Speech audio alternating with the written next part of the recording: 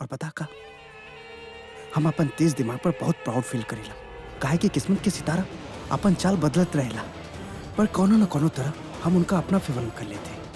तोके याद है बेबी, हम तोके फोर्स के लिए रहे कि तू कोनो न कोनो तरह लुथराज के कन्विंस करा ताकि तोहार और ऋषभ की शादी जल्द से जल्द हो जाए। हाँ, और हम कले रहनी ना हो, ये तो इम्पॉसिबल बा पृथ्वी। हम और हमार मॉम गए रहनी वहाँ पर। वो लोग बहाना बना देलस कि टाइम खराब चल रहा बा, ग्राहक खराब चल रहा बा।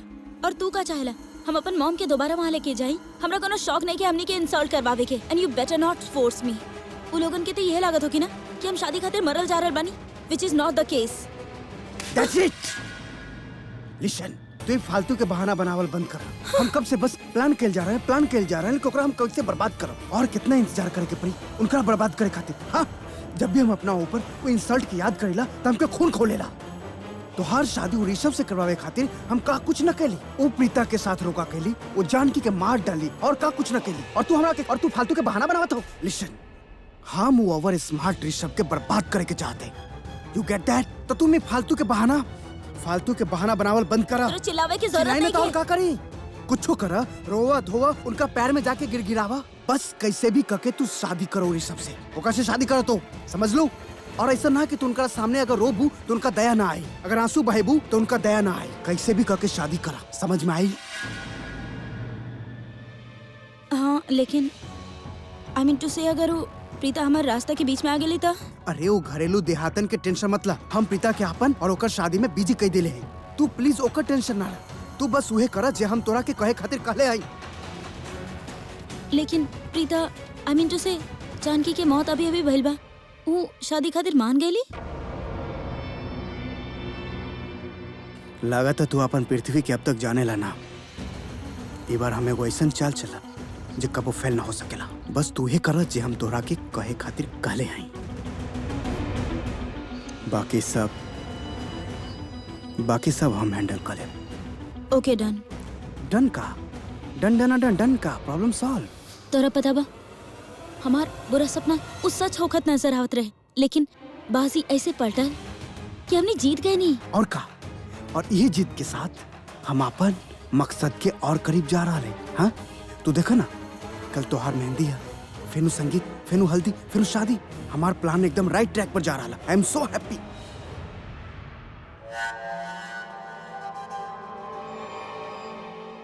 वैसे तुम्हारी ड्रेस हमके बहुत पसंद आई। फिर तो जाने लो ना कि हमार पहला पसंद तू ही हो, तो काहे ना हमार दोनों पसंद मिल जाए, एक हो जाए। मतलब?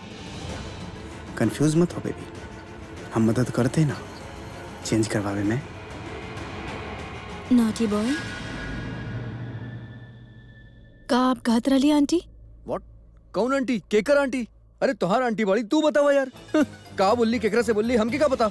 हमरा खातिर तो बाउंसर रहे। जायदा। हाँ जायदा तन सिर के ऊपर से बाउंसर। गॉड, करने को बात बतावा तू इतना पलटू कैसन बाड़ा? कबो को तू हमार इतना अच्छा और सच्चा दोस्त बन जाला, हर चीज में हमार मदद करेला, और कबो कबो तू हमार दुश्मन बन जाला, अब हमके नीचे फेंक देवेला।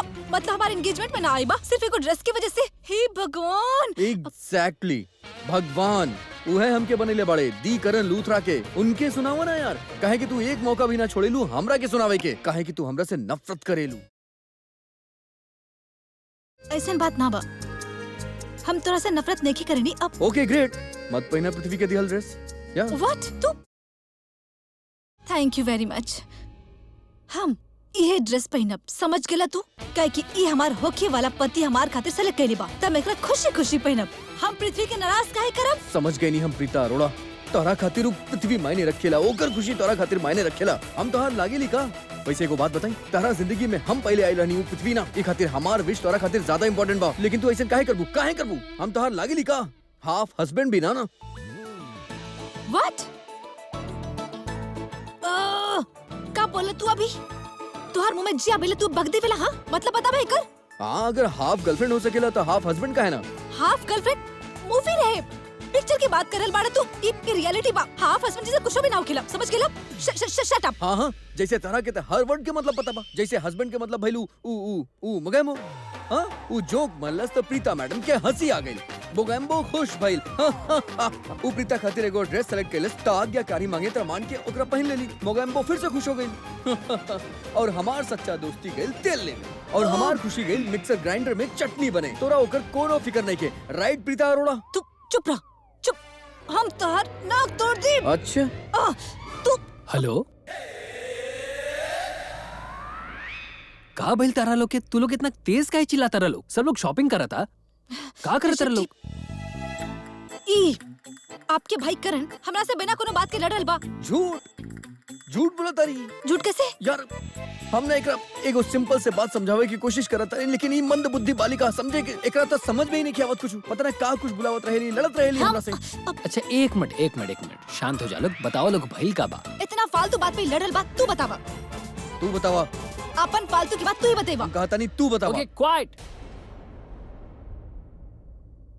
आप बताई एकरा से पूछम तई टाल दी अच्छा ठीक बा हम बतावा हम ना हम एकर एंगेजमेंट में बिल्कुल ना चाहिए पता काहे कि पृथ्वी के चुनल ड्रेस पहन के जाता रही यार बात के पतंगड़ बना देविली ऋषभ जी आप जरा ही एकरा देख के बताई इतना बुरा बाकाई बुरा बा ई तो वाकई बुरा बा आई मीन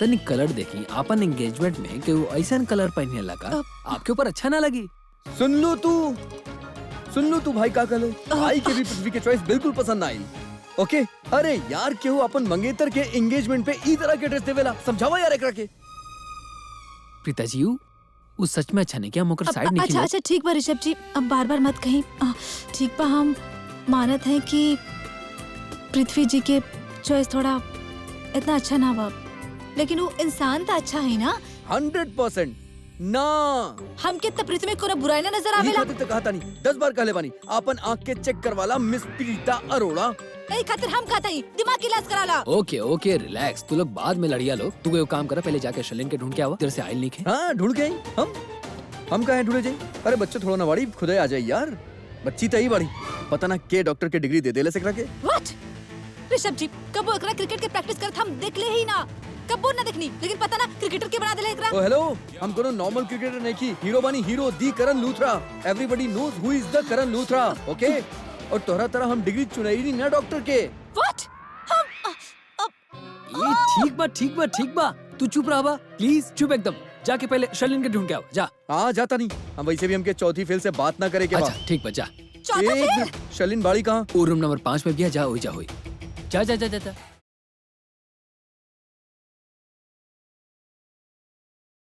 ये डम्बो ना कबो हमारी बात ना सुनेली हमेशा अपन एटीट्यूड दिखावेली अरे sorry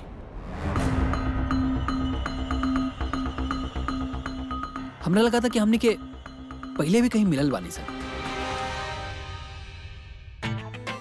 O come on stupid ई करण लूथरा बाड़े hi hi can I have your autograph please या of course pen and paper कोनो बात ना किस भी चली ओ हेलो तू हमार गर्लफ्रेंड बाड़ू ओके हाँ तो का हो गए ई करण लूथरा बाड़े सिली दा करण लूथरा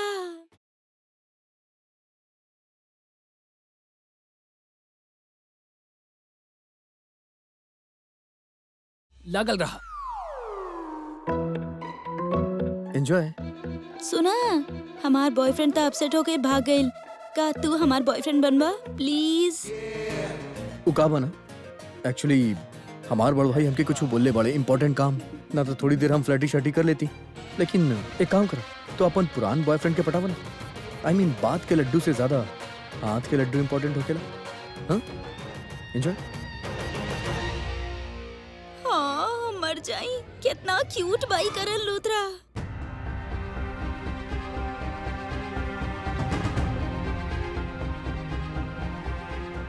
अबे तोरा का हो गइल करण लूथरा इतना अच्छी लड़की की छोड़ के तू शलिन के पास जाता रही शलिन के फोन कर लेता नहीं न तो भाई बहुत डांटी यार शलिन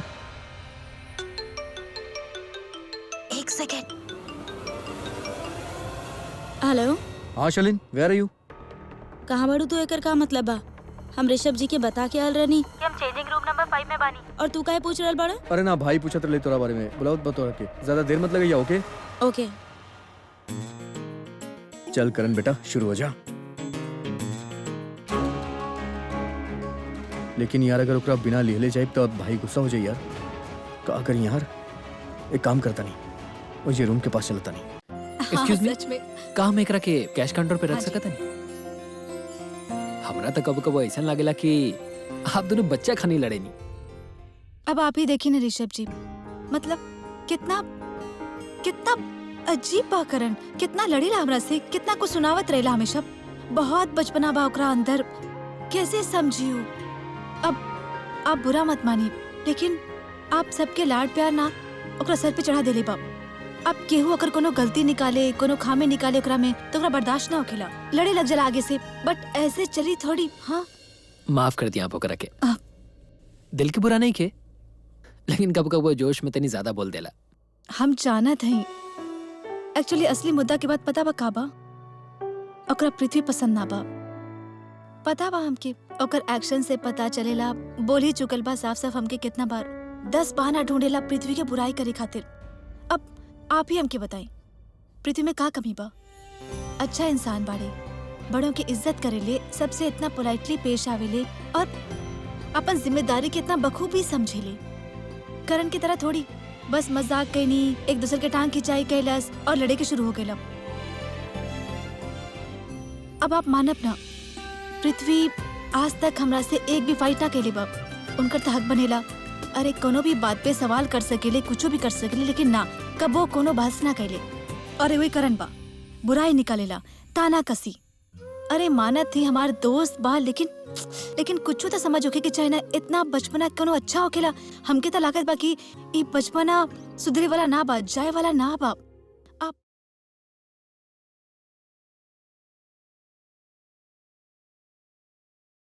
आई एम सॉरी, हम कुछ ज्यादा ही बोल देनी। आपके बात से ऐसा लगा था जैसे आप करण से बहुत ज्यादा नाराज बनी, ओकरा के पसंद ना करे नहीं।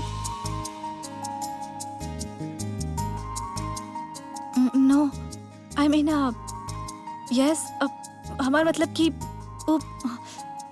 आप ओकर हरकत देखले हैं कितना इरिटेट करेला, लेकिन अब it's not like that. I know he is nice only. ऐसा कोनो लाइक डिसलाइक वाला फीलिंग ना बा हमारा मन में।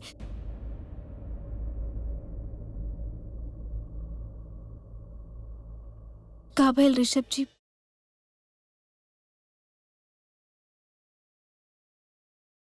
कुछ ना।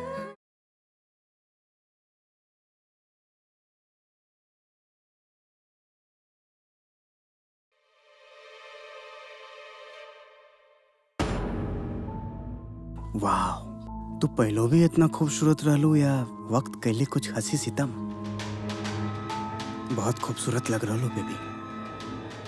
खूबसूरत तो हम पहले से रहनी, लेकिन तहरा खातिर हम और खूबसूरत होवे चाहे नहीं। वैसे औरत खातिर तो शौतन होला ना, है ना? तब वो हिसाब से ऋषभ हमरा खातिर कब है? तो हार जान के दुश्मन। करेक्ट। तो जा वो ऋषभ के भी अपन जलवा दिखा के आवा। ई ड्रेस में हमरा देखे के सबसे पहला हक तो हार रहे, और तू देख लेला। अब ऋषभ देखे या कोई और, आई डोंट केयर। अच्छा सुनो, हम बाहर जा रहे हैं अभी, तो एकदम 15 सेकंड के बाद बाहर निकलिए। ओके ओके, एकदम 15 सेकंड के ठीक बाद। बा।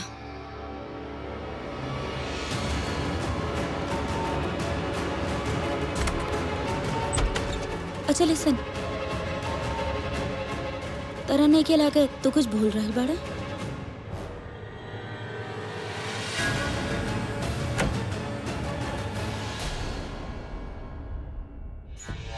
का? A kiss to the beautiful lady. काहे ना, हमो तोरा के बहुते मिस करीला।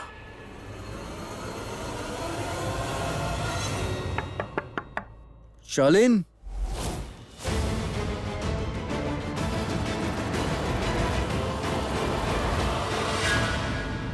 हाँ चला भाई बुलात बा यार। करण हमार वेट कर रहल बा, अब का करी? शालिन, हम वेट करता नहीं यार, चला। हाँ 2 मिनट आ रहल बानी। बेबी एक काम करते, हम यहाँ पर वेट करते जब तक वो करण चलना चाहता। अरे वो ज्यादा देर तक तो और वेट न करी बाहर, ऐसे वो जंपिंग जैक उछलत रहेला। वो तो और वेट करत करत बोर हो जाए और वो खुद वहाँ से चल जाए। वो चल जाए ओकरा बाद ही हम बाहर जाए, रिक्स ना ले सकेला। ओके ये वेट करते।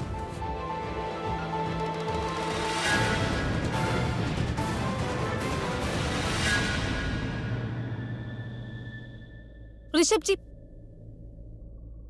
कहा भइल आप ई तरह से हंस के काहे चल गए? नहीं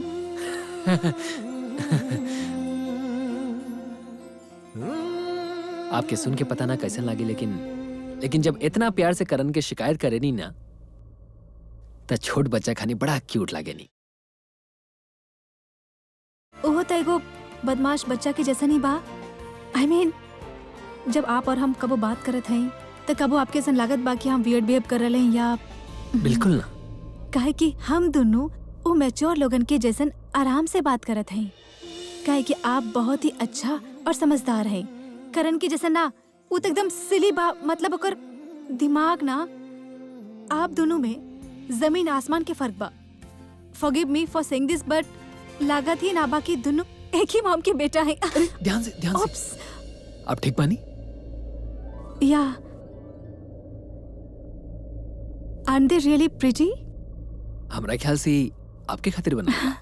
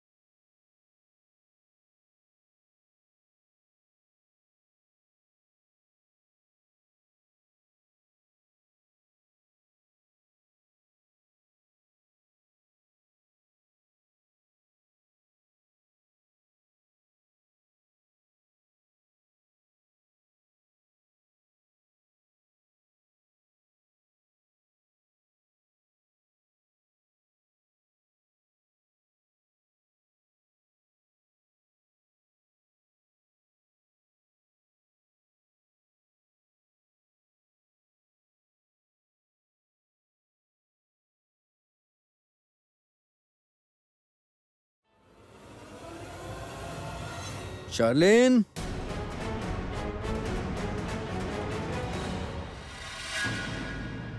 कितना वक्त लगा वली लेकी लोग तैयार होके में यार।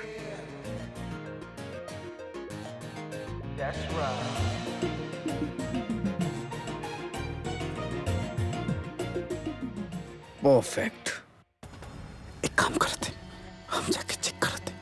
ओके तू यहाँ रुका।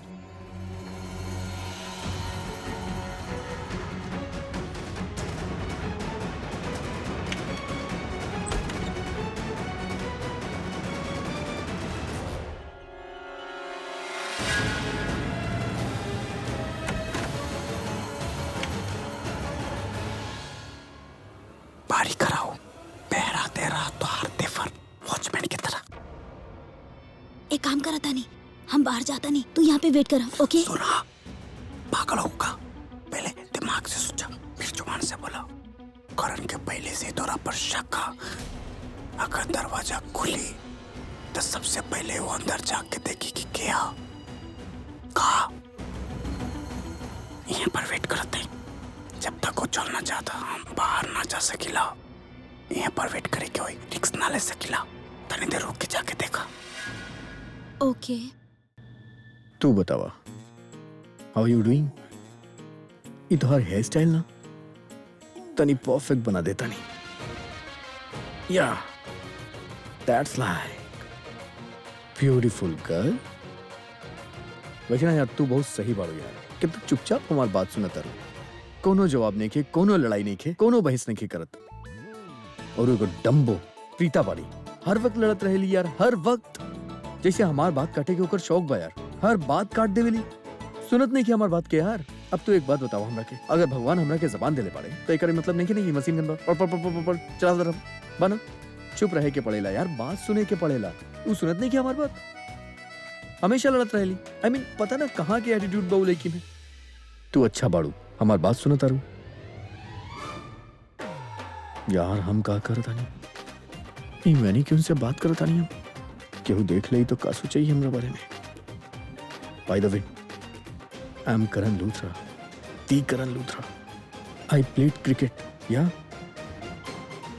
हाँ, लेट मी चेक शर्लिन। अरे यार कितना टाइम लगाओ तारी यार, हम तो बोर हो गए बनी, का करी। Let me call Sophia. यार पता ना बात करी कि ना करी यार, आई मीन पिछली बार तो ब्रेकअप बोल के गई रही। सोफिया सोफिया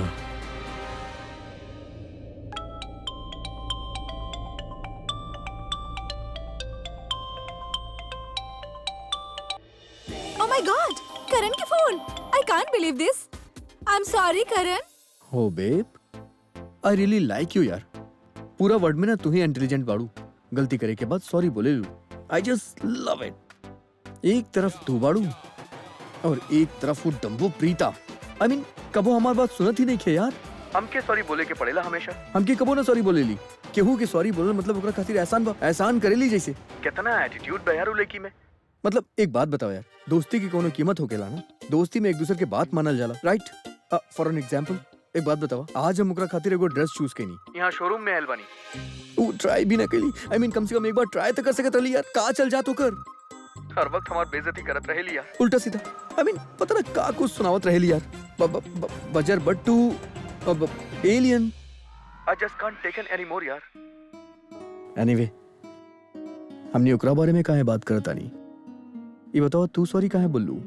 करण एक्चुअली ना वो दिन हम तोरा से ऐसे ही बोल देले रानी that I am breaking up with you.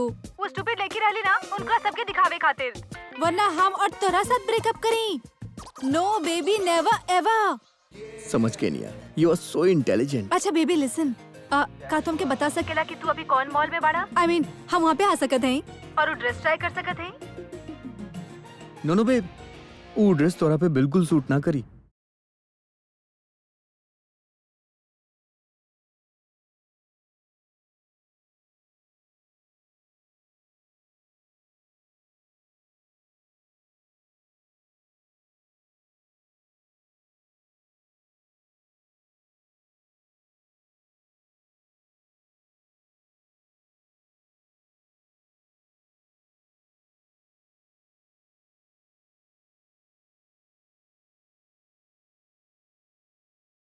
जाना।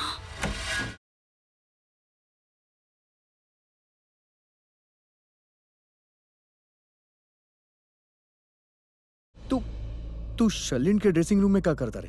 कुछ पूछनी हम तोरा से?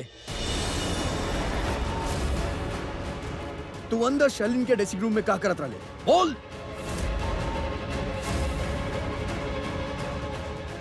कहाँ जाता है?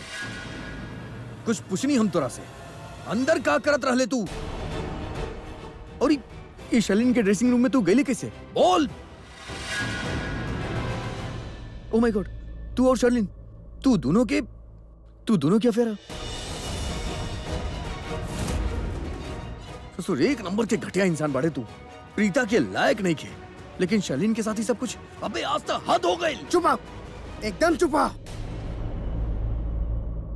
तू होत के बारा हमरा पे इल्जाम लगावे वाला। अबे तू चुप, हम क्या हो गेली? अबे सारा दांत तोड़ के ना हाथ में दे दे हम, समझ ले तू। अरे हटा। अरे रोक।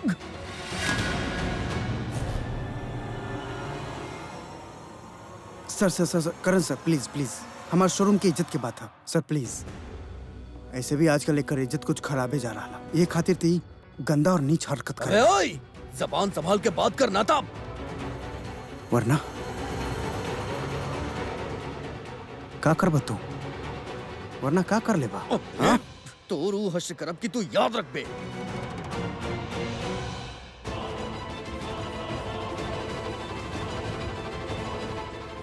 ऋषभ सर, सर आप प्लीज हमारा साथ चलिए जल्दी। का भाई? करण सर वहाँ केकरो से फाइट करता, कहाँ? ट्रायल रूम के बाहर सर। चलिए हम चला। बताते हैं। अरे ओ गिल्ली डंडा प्लेयर, तो अपन हद में रहा, अपन लिमिट में रहा, समझला? हम कुछ बोल ना रहे का मतलब ही ना कि हम कमजोर हैं। अगर हम बोले के शुरू कर ली ना तो तुहार बोलती बंद हो जाएगी, समझला? अच्छा का बोलबे तू? का बोलबे तू? बोल का बोलबे तू? ज्यादा से ज्यादा झूठ बोलबे ना कि तू ये ड्रेसिंग रूम से बाहर ना निकल ले, राइट? ओ गॉड, बाहर इतना बड़ा सीन क्रिएट हो गइल बा। केहू ना केहू डेफिनेटली अंदर आ जाई। पता ना अब का होई।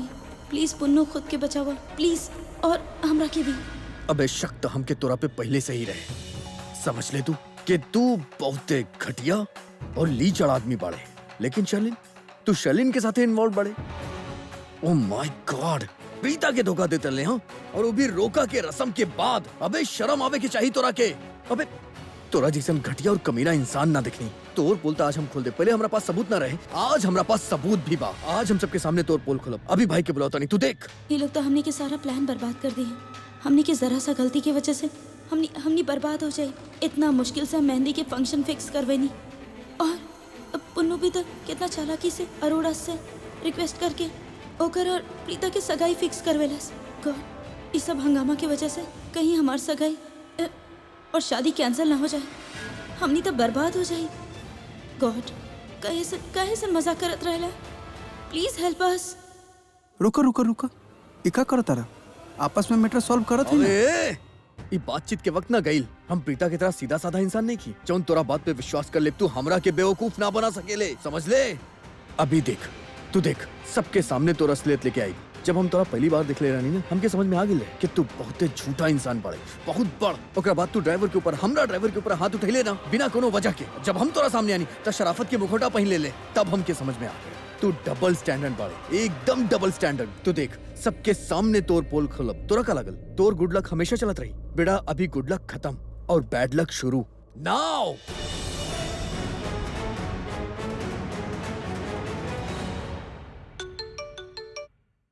करण तू बिल्कुल टेंशन मतलब, हम 2 मिनट में पहुंचते नहीं। ओके आवता भाई, अब तू देख।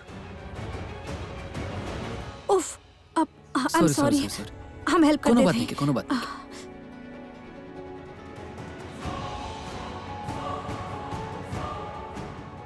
हम तेरा साथ बनी, लेकिन तहार ध्यान तक कब से वो शर्लिन के बॉयफ्रेंड के लगे? आज सबसे ज्यादा खुश तो प्रीता होगा तो, काहे कि वो जोन हमरा पे इल्जाम लगेले रहले, आज वो सारा सच साबित हो जाइए। ओ गॉड गॉड, हम का करी?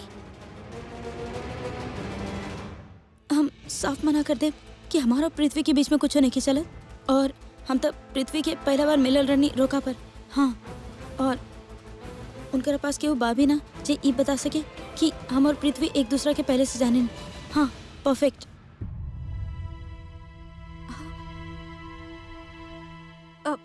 कुछ ना, ओ 1 मिनट। अब हे लिसन, अरे ये तो चल गई। 2 मिनट रुक ना सकत रहले हमरा से बात करे खातिर? ऐसन भी का जल्दी रही? प्रीता जी सब ठीक बा? हाँ सब चलिए ठीक। ना प्रीता जी। हाँ जल्दी चले। लेकिन अब झूठ बोल के भी का फायदा हुई? आई मीन टू से कि हाँ उनका पास कोनो विटनेस नहीं के जे ई प्रूव कर सके कि हमने के अफेयर चला था। लेकिन करण तो खुद देख लेलस पृथ्वी के हमारे रूम से बाहर निकलत। ओह गॉड, हम का करी? आज तोर पोल खोल के ही रहा, और तोर शर्लिन के भी। बहुत बोले ली ना तोर कबूतरी। हाँ, प्रीता के शर्लिन पे शक रहे और हमके तोरा पे। तू लोग कितना बेवकूफ बनैले हमनी के यार, हमनी सोच भी ना सकेली। अबे लिमिट हो गई, तू दोनों के बतावा। माय गॉड, मतलब तू लोग हमनी के सामने रहले और हम लेफ्ट राइट अपन सर पटकत रहनी, और तू लोग पतली गली से चूहा की तरह भाग जात रहले। प्रीता बिल्कुल सही कहत रहली। शर्लिन तो लड़की बाड़ी ना, शर्लिन अच्छी लड़की नहीं थी। She is bad. खबरदार खबरदार, ऐसन बकवास कह लेता। काहे? का हो गल तोरा के? तोरा तो कुछो ना लागेली ना, तो फिर मिर्ची काहे लगल? हाँ, और एक बात और, दोबारा अगर हमारे गिरेबान पे हाथ डल लेना तो हाथ तोड़ के ऊपर हड्डी के चूरा बना दे। समझ ले तू, समझ ले तू। हे, हमार बात कान खोल के सुन ला। बकवास हमरा सामने मत करा। ये बकवास हमरा सामने मत करना तो मुंह तोड़ दे हम तोड़, समझ ले तू। हाँ, आज मुंह तू छोड़ बच अपना पे ना, टोके। तू तोड़ इतना हिम्मत तो हमार गिरेबान पे हाथ डाला तारे। क्या कर रहे हो? तो हम क्या कर रहे हो? अरे हटा, हटा। तू लोग करत का बाड़ा? पागल हो गई बड़ा करन। तू एक घटिया इंसान से शादी ना करबू, समझ लो तू।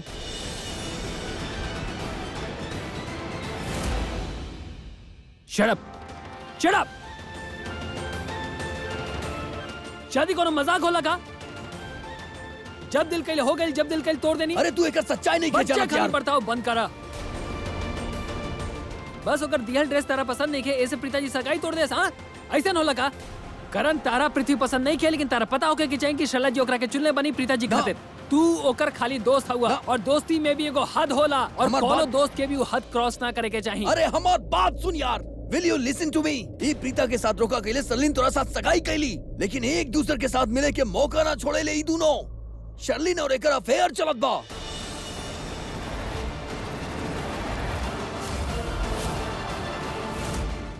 ये सब तू का बोला तर करण? ये सब कैसे हो सकता? ऐसन ही भइल बा।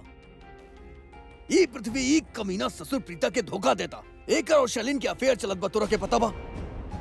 रोका के बाद भी ई दोनों यहाँ पर गुलछर्रा उड़ावता रहे।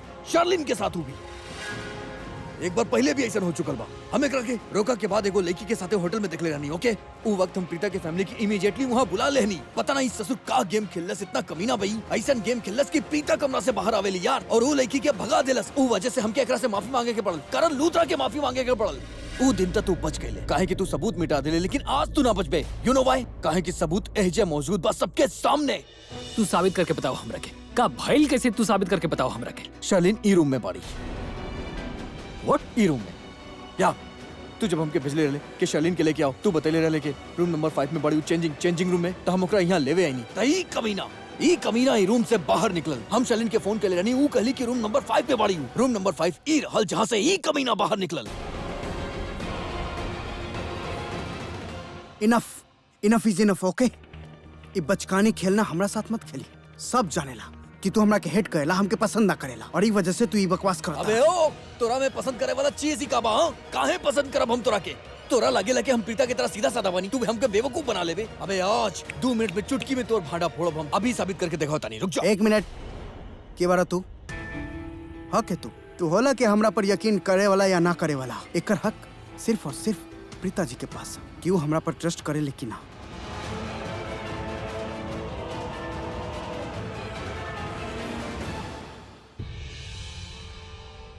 प्रीता जी, हमार शादी होए वाला है, और शादी को ऐसा इमारत जो विश्वास पर टिकल होला, और कोनो भी रिलेशन विश्वास पर ही टिकेला। आज हम देखे के चाहते हैं ई करण ना इस शक के जो पहाड़ खड़ा कैले बा, ई जो इल्जाम हमरा पर लगेले बा, आपके ओकरा पर विश्वास हो या हमरा पर?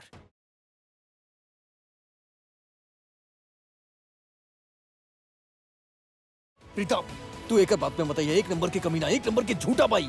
तू एक काम कर, खुद आगे बढ़ा, चेक करा सच्चाई का बा, पता चल जाए। जा आगे बढ़ा। ओह गॉड, अब हम का करें? पृथ्वी के यकीन ना करब तब उनकर अब बहुते बुरा लागे। और करण ऐसन काहे बोल रहल बा? ओकर भी कोनो वजह होई। प्रीता देखा, हमार बात माना। देखा, केहू पे भी अंधविश्वास ना करे के चाहिए। तू हमके सिखेले रहलू ना, केहू पे भी विश्वास मत करा, हमरा पे भी मत करा। खुद जा, देखा तू खुद चेक करा। शर्लिन अंदर बैठल बाड़ी मुंह छुपा के, जहाँ से कमीना बाहर निकलल बा। गो एंड चेक, जा अभी जा। प्रीता जी आप चुप काहे हैं? अरे कुछ तो बोली। प्रीता जी, अगर हम आपके जगह होती ने और ये सब जो हो रहा आपके साथ जो हो रहा, हम 1 सेकंड खातिर न रुकती, 1 सेकंड खातिर चुप न रहती। प्रीता जी, हमारी शादी हुए वाला, हम आगे की पूरा जिंदगी एक साथ गुजारे वाला है। अगर ये वक्त आप हमरा पर ट्रस्ट न कर ली तब सॉरी टू से हमार रिश्ता में गांठ पड़ जाये, एगो ऐसा गांठ जे शायद कबो खुल ना पाए। देखिए, हम इनोसेंट तो प्रूफ होइए गए। आज हमके यही देखे कहा कि आप हमरा पर ट्रस्ट करीला कि ना। आप सोचिए, एक शक जे पैदा के लेबा, ओकरा वजह से हमार आए वाला कल, हमार फ्यूचर के सारा खुशी बिखर जाई। अबे तू चुप कर। प्रीता तू अच्छा तरह से जाने लू, ऐसा काहे बोलता? सिर्फ तरह डरावे की कोशिश करता। खुद जा चेक करा, अंदर दरवाजा खोल के तोरा अंदर शर्लिन मिली। आई राखी जी, जानकी देखा, राखी जी तो हर तबियत पूछाइल बाड़ी। जानकी जी, अब आपके तबीयत कैसन बा? हाँ, आप तो हमनी सबके डरा ही देले रहनी। हमनी तो सोचनी कि आप ना। भगवान के लाख लाख शुक्र बा कि आप ठीक हो गए हैं। आप हमारे सामने हैं। आपके देख के बहुत खुशी हो रहल बा। आप चिंता बिल्कुल मत करी। आप बहुत जल्द बिल्कुल ठीक हो जाई। पहले के जैसन सब ठीक हो जाई। हमनी है ना आपके साथ। हौसला रखी, सब ठीक हो जाई।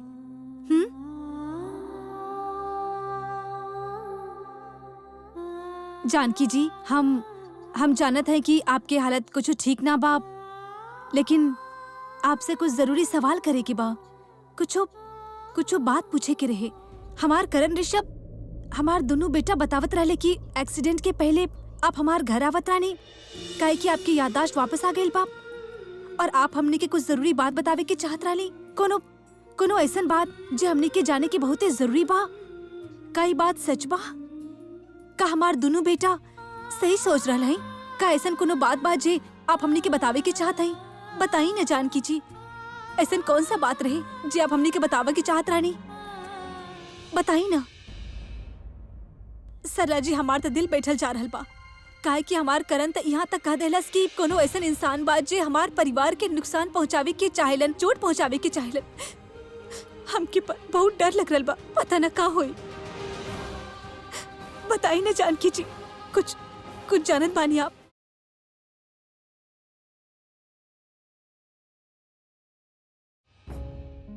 इत पलक झपका ही न रही एकर मतलब की, लेकिन कल जब ये पूछले रहनी ना तब पलक झपकले रही। हमरा लगा था ये भूल गल बड़ी, एकरा कुछ याद नहीं के। ई ना शायद यही से। जानकी जी, कहीं ऐसन त ना बाप कि कोनो ऐसन इंसान बा जे सरला जी के परिवार के नुकसान पहुंचावे के चाहेले, और आप यह बात हमार करण ऋषभ के बतावे के चाहे नहीं ताकि वो आपकी मदद करे? इहो तो हो सकेला ना? काम सही बोल रहल बानी? कुछ ऐसन बा का? बताई ना जानकी जी, कुछ हो तो इशारा दी ना।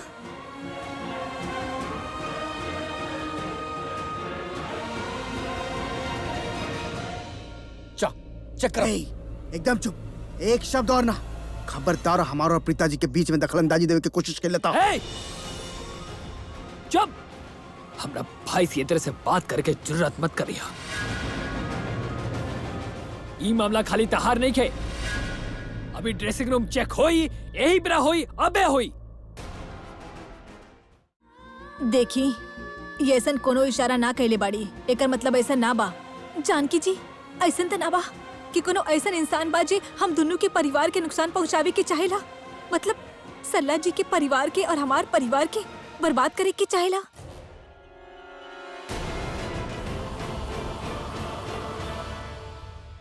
एकर मतलब राखी जी, तू ऐसन बचे आपके परिवार के और हमार परिवार के नुकसान पहुंचावे चाहेला। हमनी त आज तक कबो केहू के बुरा सपना में भी ना सोच ले रहनी हमार साथ के बुरा करे के चाहेला। जानकी, ये बतावा, उज्जे के हुबी बा का हम ओकरा के जानत हैं? का वो इंसान हमनी के घर के कोनो सदस्य बा? बताई ना। ना वो नीच पृथ्वी, ना ही वो बेगैरत शर्लिन। दोनों परिवार के हिस्सा अभी ना बनल है।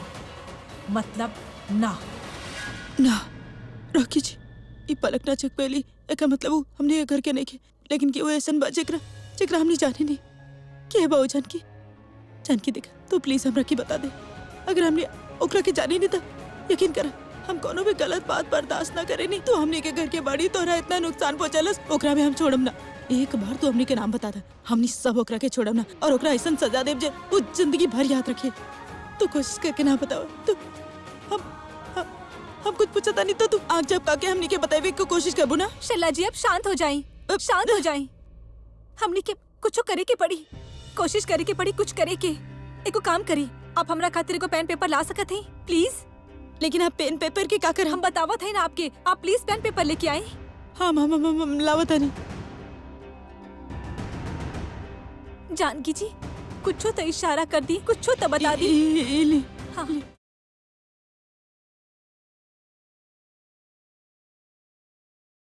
का करल बनी?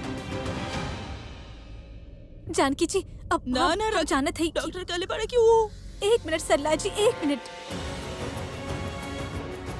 जानकी जी, हम जानत हैं कि आपकी हालत ठीक ना बा, लेकिन आप जानत है ना हमनी के खातिर कितना जरूरी बा कि हम इंसान के नाम जानी। जे हम दोनों के परिवार के ठेस पहुँचावे के चाहेला, जे हमार दुश्मन बन के बैठल बा। प्लीज जानकी जी कोशिश करी, लिखे के कोशिश करी।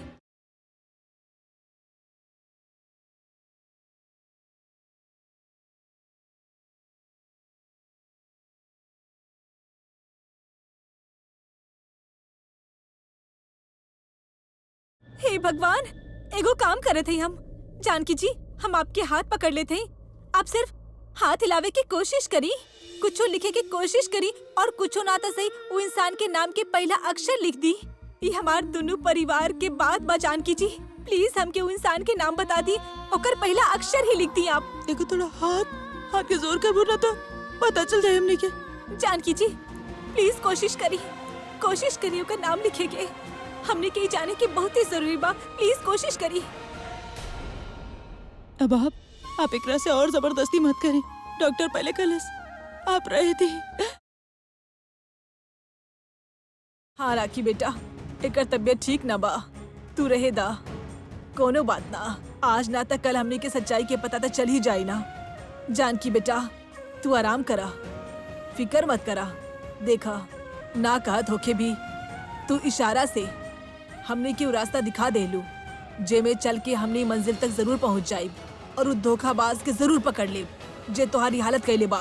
फिकर ना करा, फिलहाल तू आराम करा बेटा। जानकी जी बस एगो आखिरी सवाल, इतना बता दी कि आपकी ही हालत, हमार मतलब बा आपके साथ इजे एक्सीडेंट भइल बा, कई उहे इंसान कैले बा जे हमार दुश्मन बा, बताई।